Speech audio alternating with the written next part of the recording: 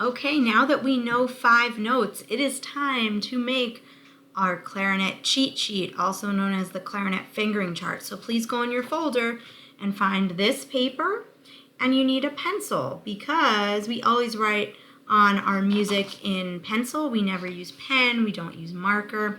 Okay, the reason why it does say fingering chart on the top, but the reason why I call it a cheat sheet is that this is something that's going to be able to stay on your music stand, and it's going to show you the name of every note and how to play every note. So you can never say, well, I don't know what note that is, or I don't know what fingers to use.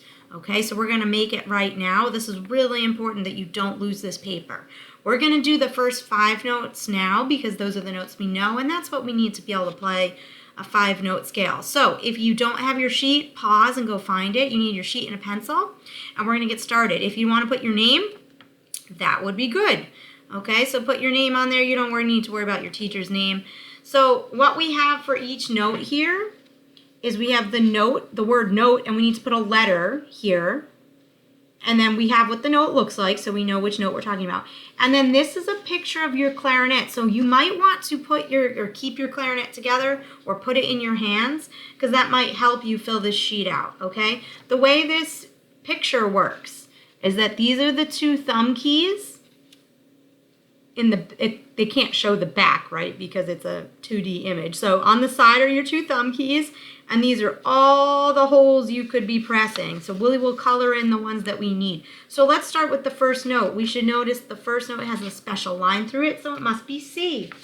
So let's write C, and then we're going to color in the fingers that we use for C. Now when we're coloring in the thumb, you're using the hole, so please make sure you color in the thumb hole, not the teardrop shape, okay? The thumb circle, and then we color in 1, 2, 3, right? Thumb 1, 2, 3 for C. So why don't you make sure your paper looks like this? And that's why I said you might want to have your clarinet in your hands so you can feel where you put your fingers, and then you can put that onto the paper, okay? The next note is D, and by the way, C and D are so low, they don't fit into your code. So the packet code that we talked about how to name the notes, it actually doesn't work for C and D. You just have to memorize those. Okay, so we'll write D.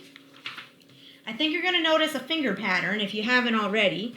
D is thumb 1, 2. Okay. So let's check that we all wrote the same thing. You're going to notice that every time you do a new note, as it goes up the scale, it uses 1 less finger. So we're going to go down to the next line here, and we're going to E. Now look, that's where your actual code starts, your line code. Every good bird does fly. There's your E. And we just need thumb and 1 for E. So let's fill that out. E. Make sure you're only coloring the thumb hole, not the teardrop shape, right? There are 2 keys in the back of your clarinet. We only cover the hole for E and the front, the first big hole. Okay, now here's our newest notes. Oh look, we're in the bottom space, the lowest space. We must be at F, so let's write F. And guess what? F is just the thumb, right? So you see the pattern where you started with everything and you take 1 off at a time so that the notes go higher. Our last note is the easiest one to fill out on here. Okay, every good. We're on the second line, so it's a G.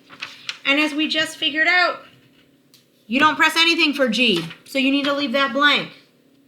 Okay, so make sure we have this filled out. Now, there's 3 more on here, down at the bottom, that we'll fill out as we learn new notes, but you only get 1 of these for the whole year, so you don't want to lose it.